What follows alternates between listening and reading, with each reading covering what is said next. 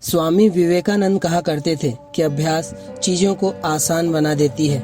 योग के माध्यम से ज्ञान, ज्ञान के माध्यम से प्रेम आता है और जिसके जीवन में प्रेम उपलब्ध है वह परमानंद को उपलब्ध हो जाता है। आज जिस योग विधि के बारे में हम आपको बताने जा रहे हैं, इसका नियमित अभ्यास आपको आध्यात्मिक, आत्मिक, शारीरिक व मानसिक सभी प्रकार से लाभ देता है। आज हम आपको ऊर्ध्व पद्मासन या पद्म सर्वांगासन योग की विधि, उसके लाभ तथा इसे करने में बरती जाने वाली सावधानियों के बारे में बताने जा रहे हैं।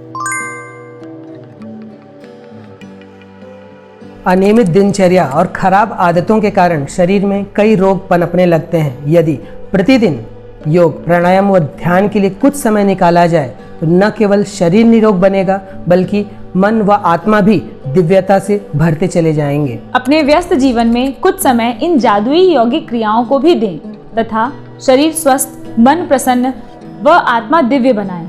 जब भी आप इन यौगिक क्रियाओं का अभ्यास करें तो विशेष ध्यान दें। प्रसन्न चित्त अवस्था के साथ सभी तनावों को भूलकर वर्तमान में रहकर इन यौगिक क्रियाओं का अभ्यास करें, जिससे आपको लाभ दुगना मिलेगा। प्रतिदिन की नियमित यौगिक अभ्यास आपकी भागती हुई जिंदगी में एक नया आनंद ला सकती है। और सबसे जरूरी बात यह है कि नियमितता। जब भी आप कोई छोटे से छोटा या बड़े से बड़ा कार्य नियमित होकर करते हैं, तब असंभव कार्य को भी आप संभव बना सकते हैं। तो नियमितता के साथ इन यौगिक क्रियाओं का अभ्यास करें और खूब लाभ लें। तो सही ढंग से यौगिक क्रियाओं का अभ्यास करिए और अपना ही सहयोग अपने आप को उत्कृष्ट मानव बनाने में करिए। तो चलिए आज की यौगिक अभ्यास आरंभ करते हैं। ऊर्ध्व पद्मासन या पद्म सर्वांगासन करने के लिए सबसे पहले इस प्रकार बैठें। अब दोनों पैरों को पद्मासन की स्थिति पर ले आएं। अब शरीर को इस तरह पीठ के बल ले आइए और अब पद्मासन की स्थिति में शरीर को सर्वांगासन की तरह ऊपर की ओर उठाइए और इस स्थिति में जितनी देर सहज रूप से रुक सके उतने देर रुके रहिए। इस आसन का अभ्यास 1 मिनट से लेकर 5 मिनट तक किया जा सकता है, लेकिन प्रारंभ में इसे कम देर के लिए ही करें। प्रारंभ में इसे 30-40 सेकंड से प्रारंभ करके इसकी समय सीमा को बढ़ाते जाएं। जिन लोगों को ध्यान लगाना आता है वे विशुद्धि चक्र पर अपना ध्यान लगाएं तथा जिन्हें ध्यान लगाना नहीं आता वे शरीर में जहाँ कहीं तनाव या खिंचाव हो रहा हो अपने ध्यान को वहाँ रखें। इस आसन को कर लेने के बाद विश्राम अवश्य करें। कर लेने के बाद तुरंत खड़े आपको नहीं होना है।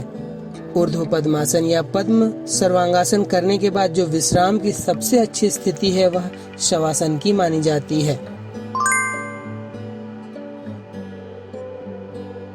ऊर्ध्व पद्मासन या पद्म सर्वांगासन के अभ्यास से स्त्री तथा पुरुष दोनों के ही गुप्त रोग दूर होते हैं।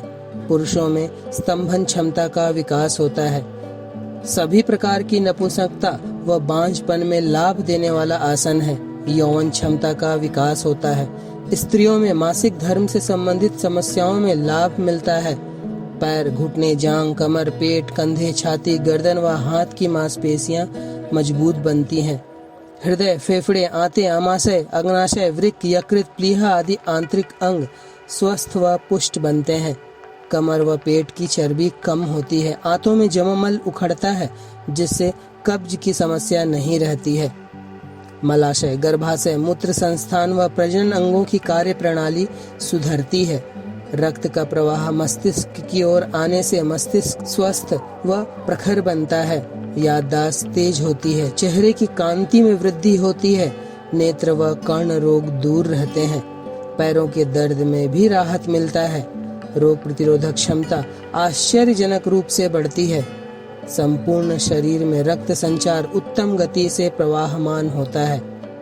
मानसिक क्षमता में भी गजब का विकास होता है। तनाव, अवसाद, निराशा आदि मानसिक रोगों में लाभ मिलता है। इस आसन में पद्मासन व सर्वांगासन दोनों के ही लाभ मिलते हैं। पाचन क्षमता में सुधार होता है। जठराग्नि प्रबल होती है। शरीर में अच्छे हार्मोन्स का निर्माण होता है जिससे अभ्यासी स्वस्थ व प्रसन्न चित्त बनता है। नियमित अभ्यास अभ्यासी को युवा व निरोग बनाए रख सकता है। ऊर्ध्व अर्थात खड़ा।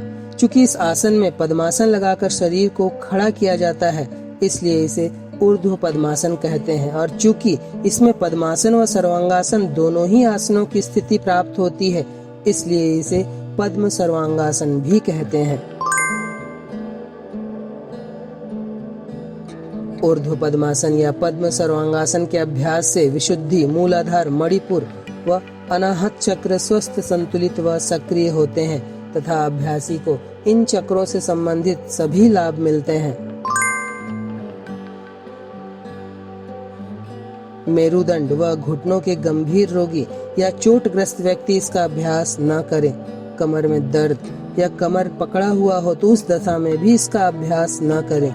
गर्भवती महिलाएं इसके अभ्यास से परहेज करें। उच्च ज्वर की दशा हो, शरीर अत्यंत दुर्बल या कमजोर हो या किसी गंभीर बीमारी से ग्रस्त हो तो इसके अभ्यास से दूरी बनाएं।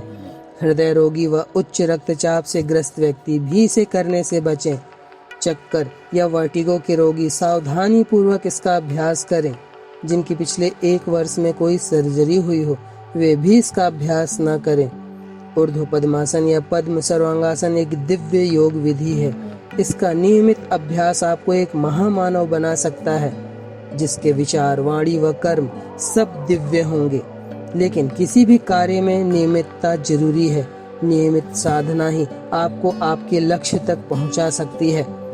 तो यह था ऊर्ध्व पद्मासन या पद्म सर्वांगासन योग करने की विधि, इसके लाभ तथा इसको करने में बरती जाने वाली सावधानियां।